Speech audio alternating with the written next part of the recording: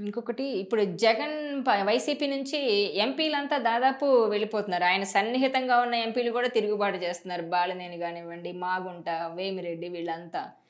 లావు కృష్ణదేవరాయలు కూడా రేపో మాపో టీడీపీలో జాయిన్ అవ్వబోతున్నారు. అసలు ఏంటి ఆయనకు అంత దగ్గరగా సన్నిహితంగా చాలా దగ్గరైన ఎంపీలే బయటకెళ్ళిపోవడానికి కారణం ఏంటి? అసలు జగన్ పద్ధతి నచ్చడం లేదా? లేకపోతే పార్టీలో వాళ్ళకి సరైన గుర్తింపు లేకనా? ఎందుకు వెళ్ళాల్సి వస్తుంది వాళ్ళు బయటికి? ఇన్నాళ్ళు చేసాం ఏముంది గర్వకారణం అలాంటి మన ఎంపీలమా ఎవరికో ఉత్సవికులు సంపాదించుకుంటాం అయితే సంపాదించుకున్నారు. కొంతమందికి అది కూడా లేదు. నెక్స్ట్ గెలవని పార్టీలో ఎవరు ఉంటాడండి? పైగా రేపు టీడీపీ వచ్చిందో రెడ్ బుక్ అది గీతలు తీసి తోలు తీస్తారు ఓవర్ యాక్షన్ చేసిన వాళ్ళందరికీ. సరే ముందే దుకాణం సర్దుకుందాం. రేపు ఎంపీలు దీపం ఉండగానే వీళ్ళు చక్క పెట్టుకుంటున్నారు, ముందు బయటకు వచ్చేస్తున్నారు. ఈ ఎమ్మెల్యేలు కూడా రేపు పొద్దున్న బీఫారాలు తీసుకుని కూడా ఫోన్లు కట్టేస్తారు వాళ్ళు. బీఫారాలు నామినేషన్ వేయరు వైసీపీలో. చాలామంది ఇంట్లోకి వెళ్ళిపోయి ఫోన్ కట్టేస్తారండి. విజయసాయి రెడ్డి వెళ్ళి బతిమాలతో వెళ్ళినా కానీ మా ఇంట్లో వద్దంటున్నారండి, మేము చెయ్యమండి అని చెప్తారు.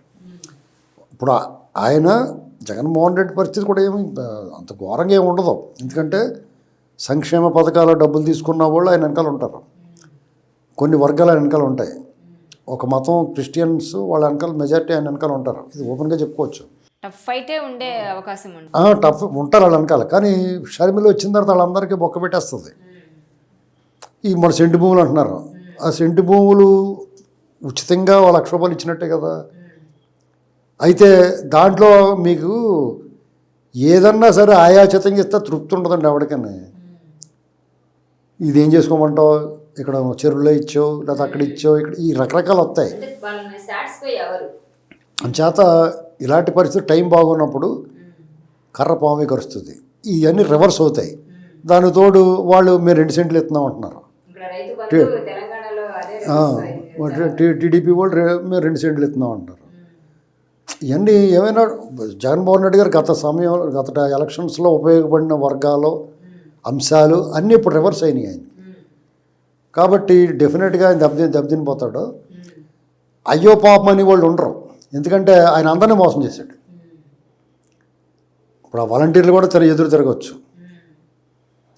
అంటే ఎందుకో ఆయనకి చెడగొట్టేసుకున్నాడు. స్వయంకృతం అదంతా. ఆయన ఎవడ పాడు చేయలేదు, ఆయన అంతా ఆయనే పాడయ్యాడు. కాబట్టి రేపు ఎన్నికల్లో ఆయన 5-6 సీట్లు కన్నా ఎక్కువ రావండి. అంతకన్నా ఛాన్స్ ఉండదు. 175కి 175 సీట్లు తెచ్చుకోవడం ఎలా వస్తుందండి? 175 ఎందుకు వస్తాయి? ఎలా వస్తాయి? గత ఎన్నికలుగా టీడీపీకి వైసీపీకి తేడా 30 లక్షలు. దాదాపు ఈయన 1 కోటి మంది దూరమై ఉంటారు.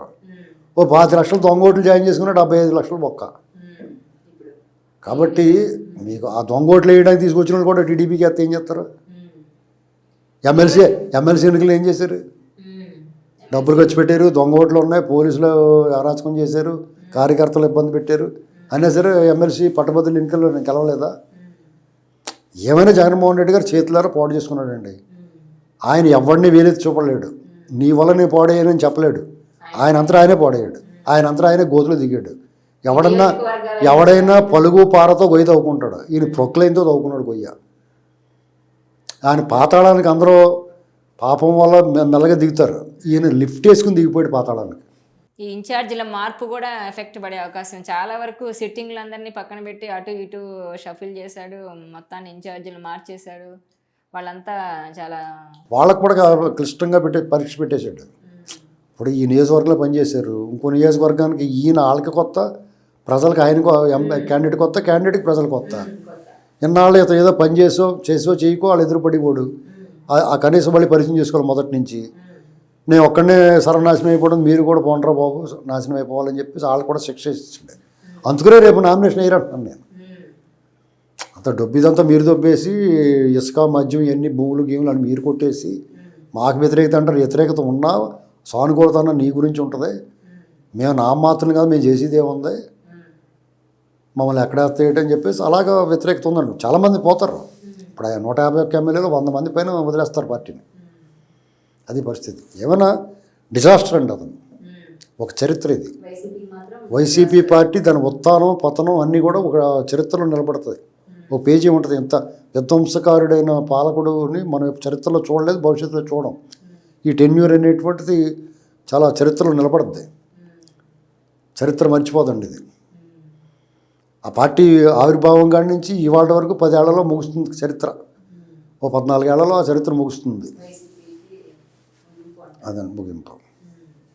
ఈ వీడియో మీకు నచ్చినట్లయితే please share, like and subscribe R24 Telugu.